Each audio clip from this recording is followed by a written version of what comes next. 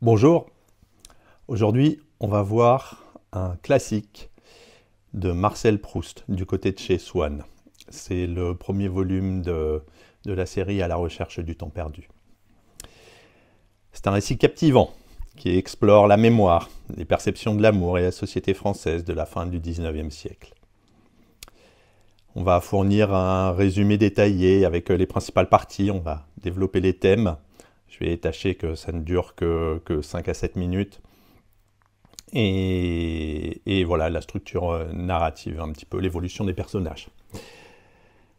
Le roman s'ouvre sur un narrateur adulte, se souvenant de ses nuits d'insomnie, où il se remémore son enfance à Combray, un petit village où il passait ses étés.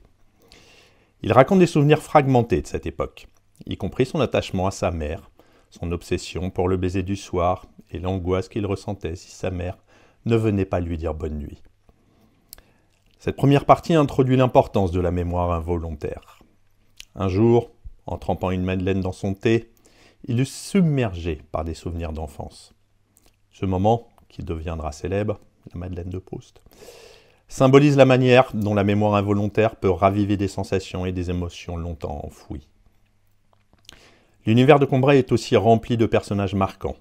La tante Léonie, personnage un peu austère, Françoise, la servante, et surtout la famille Swann. Charles Swann, un homme de la haute société, est à la fois un modèle et une source de mystère pour le narrateur enfant. À travers Combray, Proust explore le passage du temps et la manière dont les souvenirs sont reconstitués par la mémoire. La seconde partie du livre raconte l'histoire d'amour tumultueuse de Charles Swann avec Odette de Crécy. Swann est un homme cultivé, amateur d'art, qui fréquente les salons parisiens de la haute bourgeoisie. Il est fasciné par Odette, une femme belle, mais considérée de mauvaise réputation. Bien qu'il ne soit pas particulièrement attiré par elle au départ, Swann développe une obsession pour Odette, qu'il compare même à des œuvres d'art. Cette relation, marquée par la jalousie et l'angoisse, devient destructrice.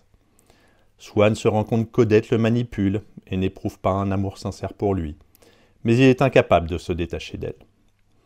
La passion de Swann pour Odette illustre la manière dont les émotions peuvent déformer la réalité et comment l'amour obsessionnel peut être source de souffrance.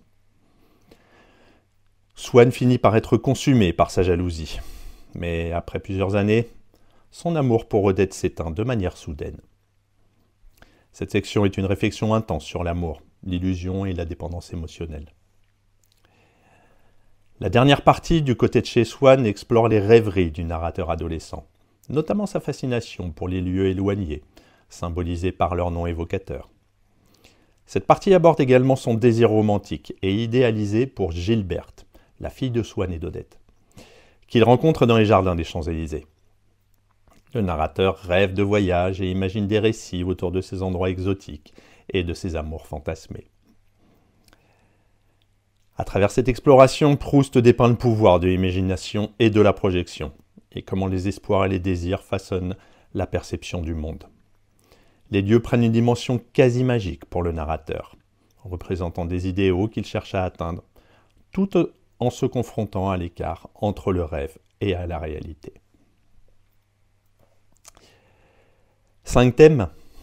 Le premier, la mémoire et le temps. L'un des thèmes centraux du côté de chez Swann est la mémoire involontaire, avec le célèbre épisode de la Madeleine.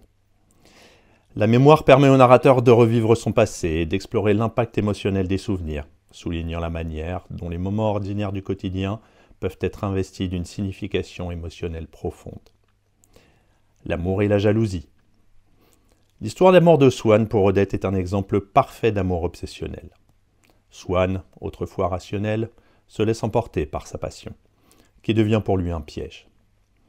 Ce thème est un miroir de la quête de satisfaction impossible que Proust associe à l'amour et à la nature humaine, évoquant également le caractère éphémère des sentiments. Troisièmement, la société et les classes sociales. Proust explore en profondeur les codes et les préjugés de la société bourgeoise. À travers les interactions de Swann dans les salons parisiens, il montre comment les relations humaines peuvent être influencées par les statuts sociaux et les conventions, et comment ces distinctions façonnent la perception que les autres ont de chacun. En quatrième thème, on a l'imagination et les idéaux.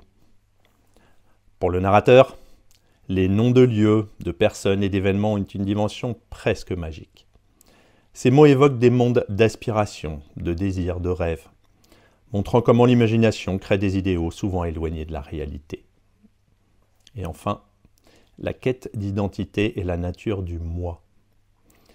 Le narrateur est constamment en quête de sens et d'identité, essayant de donner un sens à ses souvenirs et à ses émotions.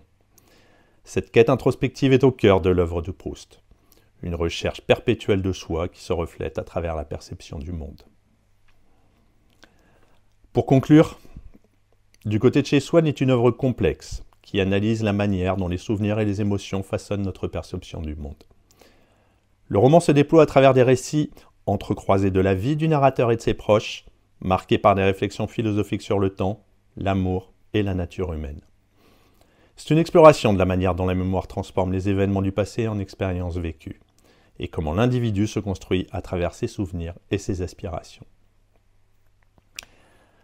En plus d'être un chef-d'œuvre littéraire, ce premier tome de À la recherche du temps perdu constitue une plongée dans la psychologie humaine et les subtilités des émotions.